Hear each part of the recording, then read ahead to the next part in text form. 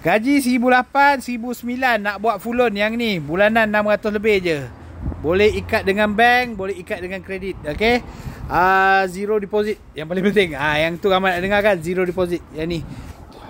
GM6 tahun 2016. Engine 1.5 E-Spec. Okay. Nombor plate cantik tu guys.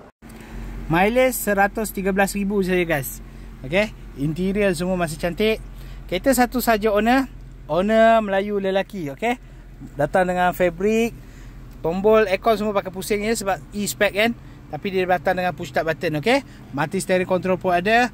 Jangan risau. Free gift tinted saya akan bagi. Dashcam saya akan bagi. Banyak free gift daripada saya. Okay. Ada eco mode sekali guys. Untuk bahagian belakang, legroom dia pun lebar. Ada aircon blower juga. Dia punya bumbung pun tinggi guys. So kalau nak pakai long distance kereta ni sangat-sangat sesuai. Okay. Kat bahagian pintu pun dia ada cup holder. Speaker semua ada kat bahagian belakang guys. Selesa gila.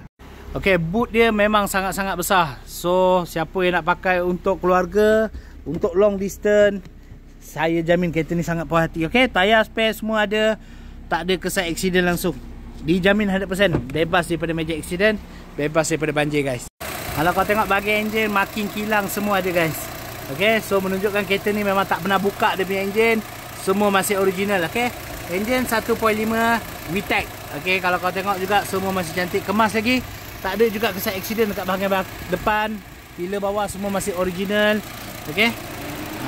So kalau kau nak dapatkan info lebih kereta ni, boleh DM dengan saya guys. So untuk City GM6 ni saya ada 2 biji. Satu warna silver, satu warna biru. So nak dapatkan lebih detail, wasabi dengan saya guys.